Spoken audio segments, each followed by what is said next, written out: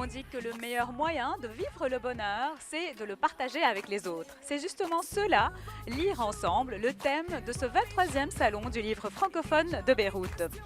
Et c'est justement aussi cela notre émission Ensemble au salon, et qui vous aide à rencontrer tous ces auteurs de chez vous, de votre salon, ou qui vous invite également à venir ici au salon du livre de Beyrouth pour voir ces auteurs de plus près et dévorer ces nouveaux ouvrages, toujours plus intéressants d'année en année. Nous commençons par la première rubrique qui est la bonne nouvelle.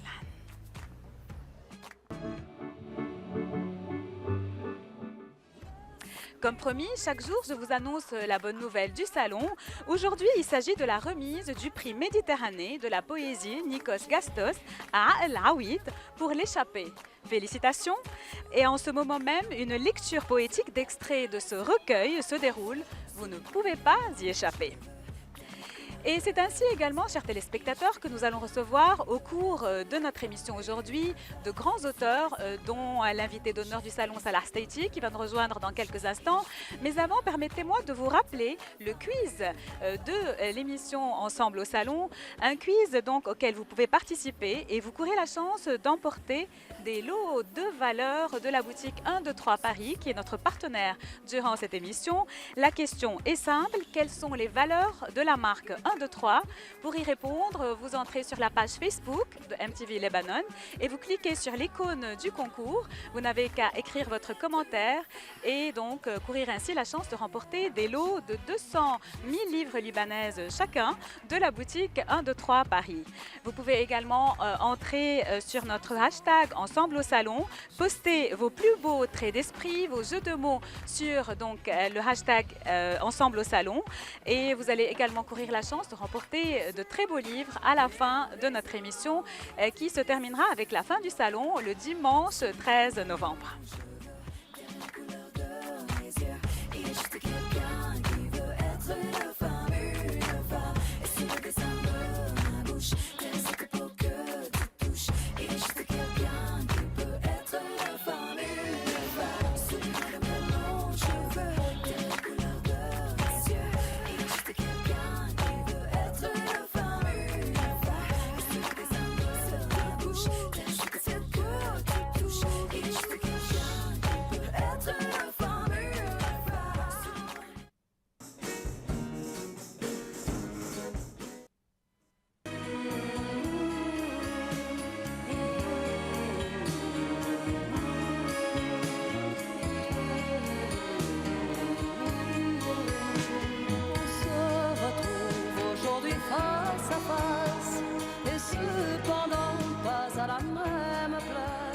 Quel plaisir, quel honneur que de recevoir le grand Salah Steiti, qui est l'invité d'honneur du salon 2016 de Beyrouth. Bonsoir, monsieur Steiti. Bonsoir, madame. Comment allez-vous? Merci beaucoup. Je suis très heureux d'être à Beyrouth et d'être votre invité. Et le fait d'être l'invité d'honneur de ce salon 2016, le Oui. salon de Beyrouth qui vous est tellement cher, qu'est-ce que cela vous fait, monsieur Steiti? Écoutez, ça m'émeut beaucoup parce que c'est une des manifestations les plus importantes de la présence culturelle française dans le monde. Je suis libanais et je suis également français et je suis surtout un écrivain de langue française.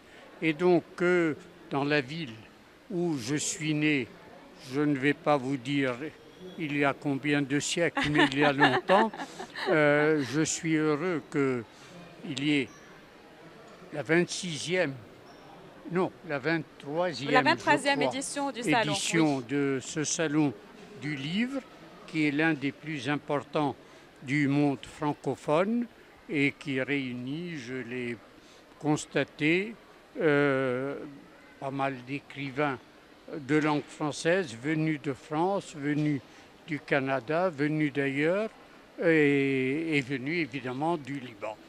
Monsieur Steiti, vous n'êtes plus à présenter. Votre plume, votre diplomatie sont un véritable pont entre les cultures. Vous êtes dialogue des cultures vous-même. À quel point le fait d'être libanais et arabophone à la fois a-t-il ajouté une profondeur à vos écrits? Écoutez, le fait d'être libanais a été pour moi parce que le Liban de mon enfance était un pays extraordinairement poétique. La source, peut-être, de toute ma poésie, c'est dans la contemplation de la beauté du Liban, du ciel du Liban, des montagnes du Liban, des petits villages du Liban qui n'étaient pas encore atteints par l'automobile ou Et par la l'urbanisation galopante. civilisation sous sa forme moderne. C'est là que j'ai peut-être découvert qu'il y a quelque chose dans l'homme qui aspire à répondre par des mots à la beauté du monde. Et c'est, je pense, au Liban qu'est née, chez l'enfant que j'étais, la sensibilité poétique. Vous dites Cela que vous dit, êtes... par la suite, permettez-moi de terminer, j'ai été un acteur actif sur la scène libanaise. J'ai été un ambassadeur du Liban dans le monde. En France, aux Pays-Bas, au Maroc, Oui. Et quoi de plus douloureux pour un ambassadeur qui est un homme de paix, Oui. qui est un homme chargé d'établir des ponts de paix entre son pays et le le monde. reste du monde, que de voir son pays justement sombrer dans la guerre civile. Et j'ai eu pendant plusieurs années à gérer au Liban même, comme secrétaire général du ministère des Affaires étrangères, cette atroce chose Justement. qu'on appelle la guerre civile Monsieur et qui est la Steiti, s'il vous plus plaît, tenez bien le incivile micro comme ça, oui. et qui est la plus incivile des guerres. En fait, vous vous appelez vous-même, vous vous êtes nommé l'ambassadeur d'un incendie en parlant du Liban en guerre. Oui. Vous êtes également un trait d'union entre les cultures. Vous êtes le grand maître de la littérature française.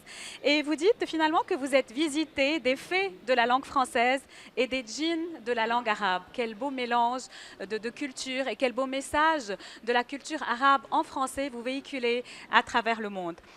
Dans vos mémoires intitulés L'extravagance, et c'est un titre que j'ai beaucoup aimé, qui vous ressemble beaucoup, vous en dites de ces choses. Vous êtes un témoin de tout un siècle presque, tellement vous avez rencontré des personnalités importantes.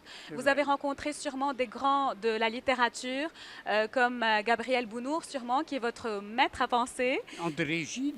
André Gide, vous avez rencontré Paul Léoto. Georges Schade, vous avez Tout le monde. rencontré... Ionesco, Yves Bonnefoy, avec qui j'ai créé la revue Les Lettres Nouvelles. Je peux dire vraiment que j'ai été, à partir de la France, le témoin de tout un siècle, qui était le XXe siècle, dont le XXIe siècle continue de s'inspirer. Et donc, quand vous viviez maintenant l'actualité de notre siècle actuellement, vous qui êtes cet ambassadeur de paix, ce trait d'union entre les cultures, qu'est-ce que cela vous fait de voir ce Proche-Orient en ébullition, la situation de tous ces pays qui nous entourent, qui n'est pas stable? Je suis atterré. Je suis atterré de voir que les révolutions arabes, si justifiées dans leurs principes, aient été tellement déviées de leur objectif, qui était de créer un monde arabe et musulman en accord avec le siècle et en accord surtout avec l'avenir.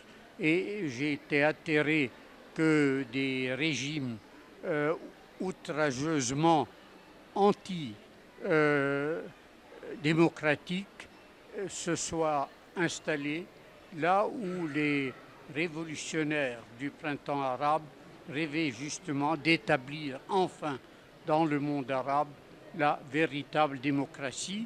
Et ce qu'il y a de pire dans l'affaire, c'est que la religion a été employée par les uns et les autres comme non seulement un moyen de pression sur les consciences, mais aussi comme un moyen de domination pour écraser les peuples, pour écraser les civilisations, pour détruire ce que nous avons vu que Daesh avait fait notamment en Syrie, des pierres qui sont Des patrimoines les mondiaux témoins de l'humanité. du patrimoine de cette région si riche en histoire et en spiritualité, et où des villes entières magnifiques comme Alep sont en train d'être écrasées sous des bombes stupides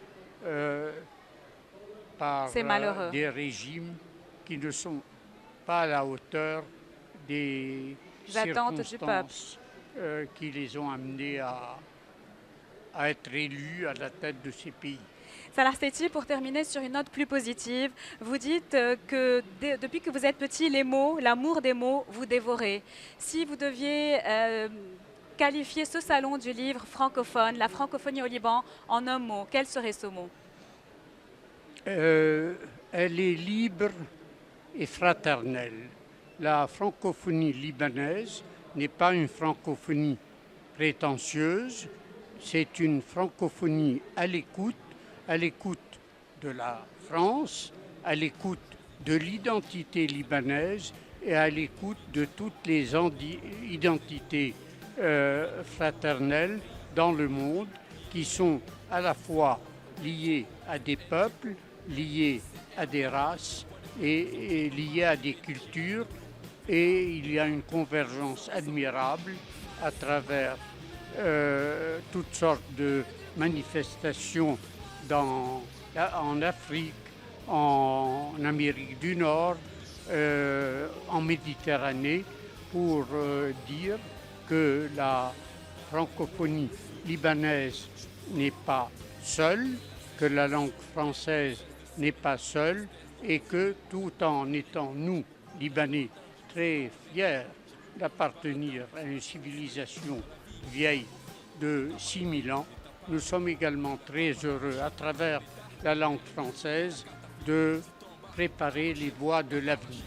Excellent, merci beaucoup. Merci. Et donc là, vous signez aujourd'hui votre ouvrage d'été du Grand Nuage très bientôt. Et là, vous allez également animer une conférence sur la Méditerranée dont vous venez de parler à 17h. Merci beaucoup, bonne chance infiniment. et restez ce rayon de soleil libanais à travers le monde. Merci, Monsieur Sethi.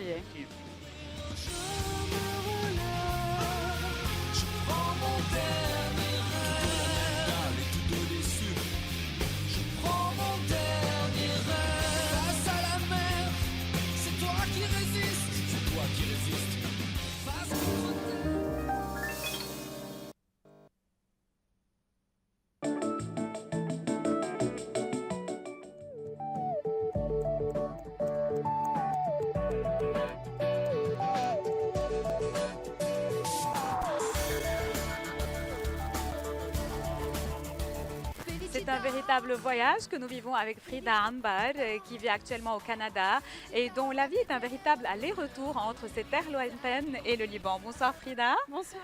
Vous avez une présence très remarquée cette année au Salon puisque vous allez signer 2 ouvrages. Le premier, c'est un conte philosophique qui s'appelle Les Racines du cœur, un très joli conte inspiré par le Liban. Inspiré et offert au Liban et à tous les Libanais partout dans le monde.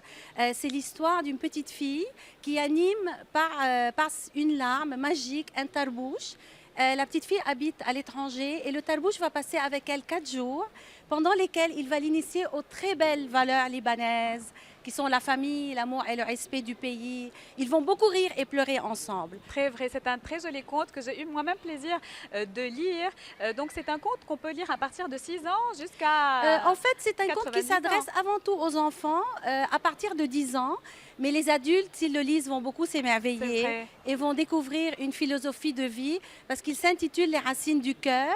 Et en fait, les racines du cœur ne poussent jamais dans le cœur, mais dans la mémoire. Donc si on n'a pas de passé, on ne peut pas faire fleurir le cœur. Frida Ambal, vous qui vivez au Canada depuis déjà de très nombreuses années, vous avez occupé plusieurs postes et vous continuez à occuper plusieurs postes, dont l'un à l'Université de Montréal. Vous êtes conseillère aux affaires étrangères à l'Université de Montréal. Les racines de votre cœur, où est-ce qu'elles sont Les racines du cœur sont définitivement au pays natal. Au Liban. Le Canada, c'est le pays de la raison.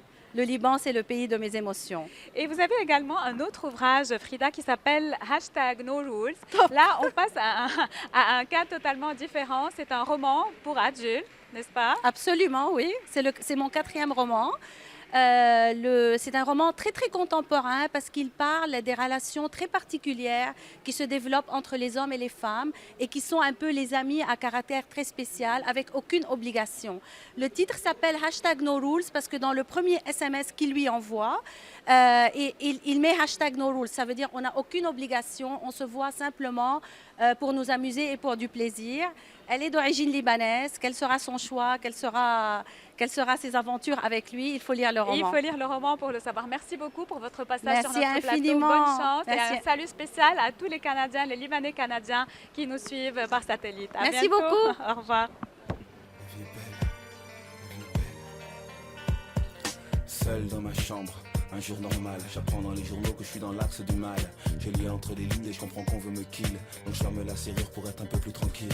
Dehors c'est la guerre et je crois qu'elle vient vers moi. Malgré les manifs, qui vivra la verra. Je mets des sacs de sable dans mon salon, des salauds comme le jeu. Mon coup de cœur de ce soir, c'est Monseigneur Paul Rouhana. Bonsoir. Bonsoir madame. C'est un grand plaisir que de vous recevoir sur notre plateau. Vous participez en fait à plusieurs événements de ce salon du livre francophone de Beyrouth. Le premier, c'est à 18 h ce soir, là, dans quelques instants, à la salle du rez-de-chaussée où va se dérouler une conférence qui semble fort intéressante, intitulée Le Liban Message, fardeau ou héritage d'engagement. C'est une question très importante, le Liban Message. Parlez-nous-en un peu.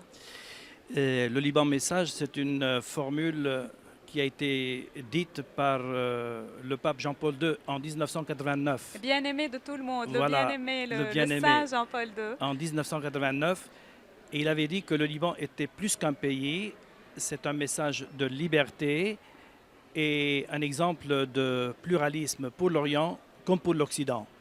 Alors le thème de cette table ronde, c'est autour d'un livre qui réunit presque tous les écrits de Jean-Paul II durant son pontificat de 20 ans. Un livre. Un gros livre de 1500 pages. De Najik Ozaïli. De Najik Ozaïli. Il a rassemblé Il a tout rassemblé. Et tous les écrits de Jean-Paul II sur le Liban. Ça, c'est une mine d'informations et de réflexion très importante. Super.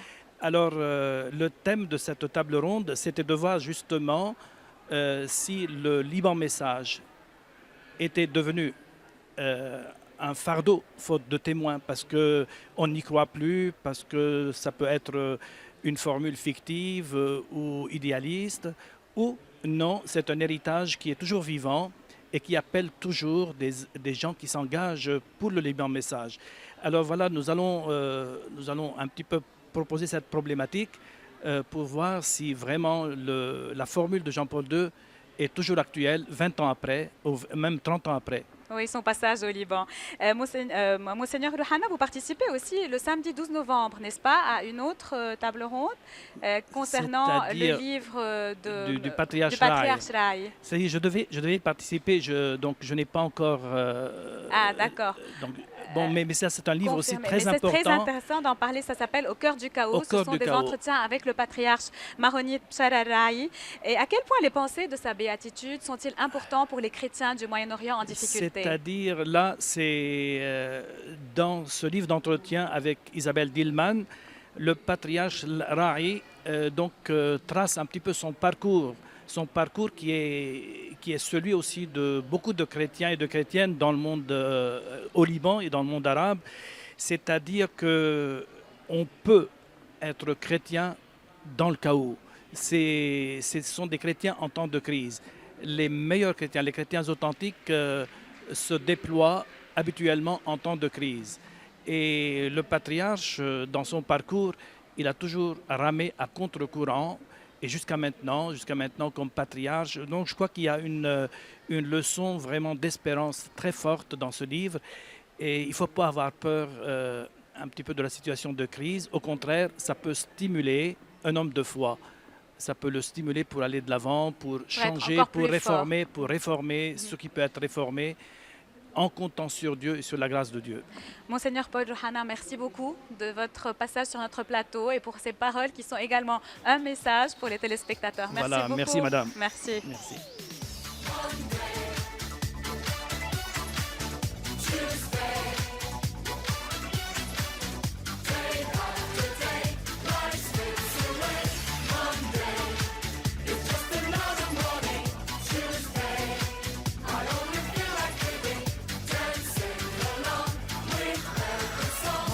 Je vis d'amour et de danse, je vis comme si j'étais en vacances, je vis comme si j'étais éternel. J'ai à présent le plaisir d'accueillir la poétesse et écrivain libanaise Hiam Yared. Bonsoir. Bonsoir. Hiam, vous êtes une habituée de ce salon, n'est-ce pas? Il faut bien, on continue d'écrire, on continue d'être là. C'est super, là cette année, vous signez un très beau roman qui s'appelle Tout est halluciné, un roman que j'ai beaucoup aimé et dont la toile de fond se passe dans un Proche-Orient très agité. J'ai beaucoup aimé le titre. D'abord, pourquoi ce titre? Parce qu'en fait, ce titre est né d'un sentiment profond que tout est halluciné. C'est-à-dire que quand on allume la télé, qu'on voit tout ce qui se passe, on est installé dans nos fauteuils et on voit les images que nous renvoie cet écran du monde et du monde très voisin qui est la Syrie, de toutes ces guerres aujourd'hui desquelles nous sommes témoins. Ça devient la réalité dépasse la fiction à un point où on a une perte de repère entre réalité et fiction et il y a une sorte de banalisation de l'horreur qui fait que ça en devient une fiction. Et donc c'est un peu un titre en clin d'œil à cette question-là. Ça ressemble tellement à ce qu'on vit au quotidien. Voilà. Et Hiam, Justine, c'est vous? L'héroïne du roman, Justine, c'est un peu vous. Vous parlez beaucoup. C'est un témoin du Liban, de ce qui se passe, des atrocités du moment, de ce qu'on a vécu avant. À quel point vous vous identifiez à ces personnages de vos romans, et en particulier à Justine? Alors, je pense qu'un écrivain, c'est encore la question de l'autobiographie. Je pense qu'on est un peu tous nos personnages. Alors, l'héroïne ou pas, je ne sais pas. Justine, il y a un aspect d'elle qui me ressemble, qui est cette quête de la mémoire, cette tentative de comprendre le monde à travers l'écriture, puisqu'elle va essayer de chercher à combler une amnésie dont elle est affublée, puisqu'elle se réveille à 5 ans d'un coma. Elle ne se souvient plus de rien, elle a 5 ans, elle trouve un homme qui lui dit « je suis ton père ». Et voilà. Et donc elle cherche le pendant du père. Il n'y a pas de mère. Interdit de parler de la mère. Interdit de parler du Liban. Et elle grandit avec cet homme qui lui-même vit dans un coma historique puisqu'il vit dans la nostalgie de Byzance et le regret de la chute de Constantinople. Et il veut contrôler tout ce qui arrive au cerveau de sa fille. Donc, est-ce que je suis Justine? Oui et non. Je pense que Justine, c'est aussi le Liban. C'est ce Liban qu'on manipule trop et auquel on ne donne pas un droit à une histoire consensuelle. Et je pense que Justine, c'est un peu la quête de Justine, c'est-à-dire de reconstruire une histoire émancipée de celle qu'on lui raconte, qu'on manipule. Et c'est tout à fait la problématique libanaise, c'est-à-dire qu'on a une perte de repère entre toutes ces histoires. Nous avons une pluralité démocratique et nous avons une pluralité dans les versions qu'on a de l'histoire. Et elle est où finalement la version consensuelle de l'histoire? Et donc c'est ce soir à 20h au stand Antoine où vous signez cet ouvrage-là. Une dernière question, recueil ou roman? Qu'est-ce qui a votre préférence? Vous écrivez tellement de poèmes et également des romans. Qu'est-ce que vous aimez le plus? J'aime tout parce que j'aime l'écriture et que ça fait partie de ma vie. Je ne pourrais pas faire autrement. Alors après, c'est le sujet qui impose le style et une certaine rigueur que je recherche. Il y a une harmonie que je recherche. Je pense que j'écris, je ne fais pas de frontières entre les deux. Je n'aime pas les frontières en général et encore moins dans l'écriture. Donc moi, j'aime bien dans mes romans faire des clins d'œil à la poésie, faire des clins d'œil à la langue arabe que je parfois transmets à travers le français. Phonétiquement, je garde l'arabe tel quel et je fais un clin d'œil à ma culture arabe, ce qui est pour moi très important. Et donc, il en est du genre, c'est-à-dire que je les mélange sans problème. Et puis parfois, bien sûr, il y a l'intensité d'un sujet qui m'impose la poésie et parfois la chronologie d'un autre qui m'impose le roman. Merci beaucoup, Hiam Yared. Bonne chance pour la suite et à très bientôt. Merci à vous. Qu'est-ce qu'il fout là? Allô, allô, t'emballes pas, y a pas de réseau. Tout le monde flippe. Attends, je Il y a des mouches de partout.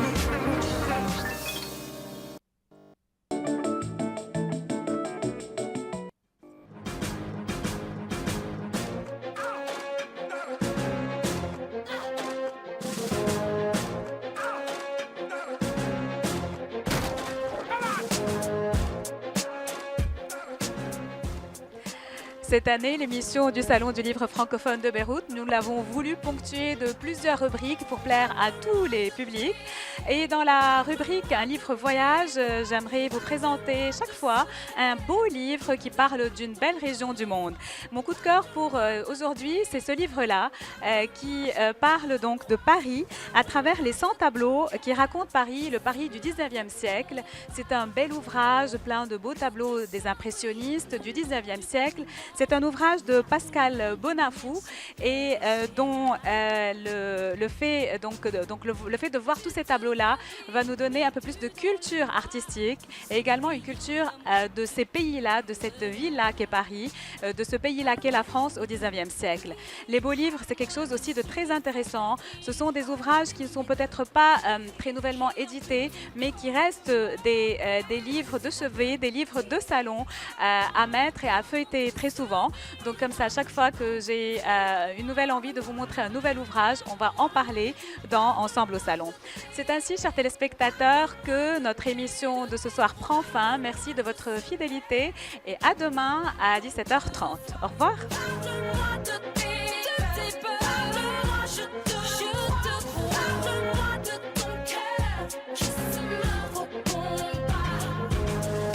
Parce qu'aujourd'hui, au fond de ta chambre, tu refais le lit de tes mains qui tremblent. Pense que demain, quand tu seras grande, tout peut changer, demain peut tout surprendre.